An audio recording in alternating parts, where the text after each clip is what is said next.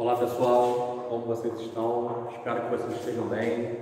Estou gravando essa aula aqui para tirar algumas dúvidas sobre o capítulo 6, mostrar alguns conceitos. Também temos outros materiais lá na plataforma para auxiliar. Tá? O capítulo 6 fala sobre a sociologia no Brasil.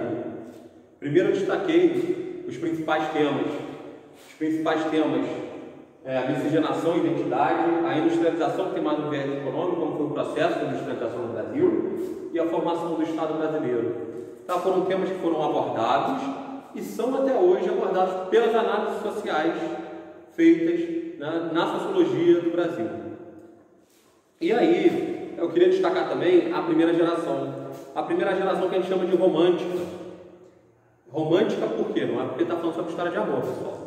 É porque não existia ainda uma metodologia científica de análise social. Mas isso não exclui que se fazia análise social, principalmente jornalistas, cronistas, escritores. Eu sempre gosto de lembrar de Euclides da Cunha, em Os Sertões, quando uma das primeiras frases é: o sertanejo, antes de tudo, é um forte.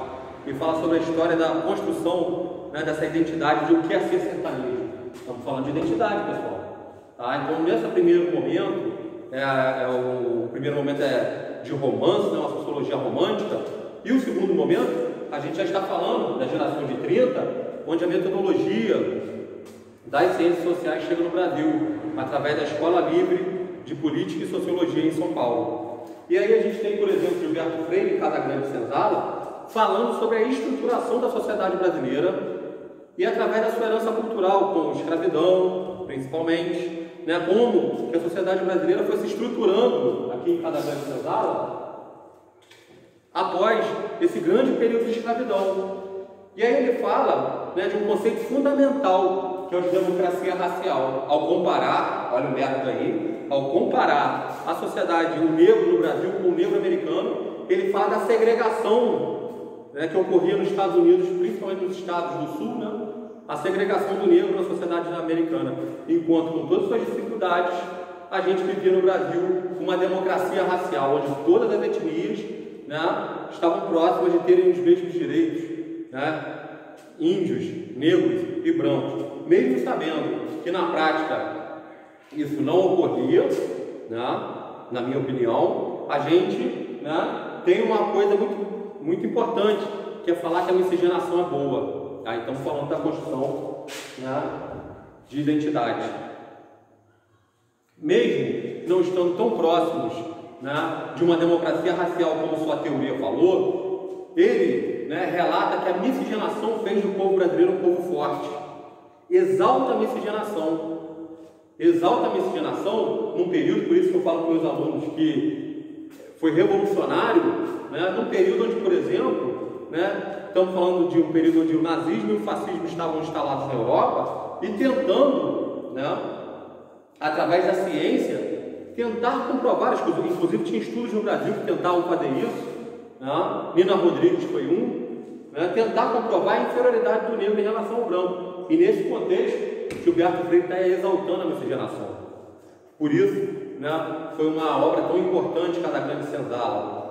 Outro autor que a gente tem que destacar é Sérgio Buarque de Holanda, em Raízes do Brasil, que ele fala, tenta buscar lá na Península Ibérica, por isso que Raízes, aí já tem um foco mais na questão do português, não do negro, mas na questão do português, e em suas relações que estabelece aqui no Brasil, algumas heranças que herdamos, heranças culturais de Portugal. E por isso que ele fala que para a gente modernizar economicamente e também na questão do Estado, necessitamos romper com esses laços. O conceito fundamental, o homem cordial. O homem cordial não vem de cordialidade, ser cordial no sentido de ser bom, ser pacífico. Cordial é aquele que age com o coração. Vou botar esse coraçãozinho aqui, vai estar mal desenhado, mas é um coração. Aquele que age através da sua emoção, Aquele que age através da sua emoção, lembra lá da metodologia de Weber, que ele traz a metodologia de Weber para o Brasil, as análises das ações sociais. E ele fala, aquela ação emotiva de Weber, que o brasileiro, pela sua herança com Portugal, na maioria das vezes age por emoção. E aí estamos falando de outro conceito aqui, o patrimonialismo, porque não sabemos diferenciar, por isso que é necessário romper com essa herança cultural, o público do privado. Fazemos do espaço público um espaço como se fosse, né, das nossas relações pessoais. Eu sempre gosto de falar da questão dos alunos, da questão do nepotismo, por exemplo. Essa herança de fazer do espaço público um local para benefícios pessoais. Por quê? Porque estamos agindo com a emoção. Fazemos do espaço público, né, um espaço de interesses privados, onde deveria prevalecer a lógica da racionalidade. Tá? Da racionalidade. Voltamos lá aos estudos de Weber, uma característica da modernidade, a racionalização das relações, a racionalidade técnica e científica. Tá? E outro autor que eu destaco também da geração de 30 é Caio Prado Júnior. O Caio Prado Júnior traz o materialismo histórico do Brasil, a análise marxista.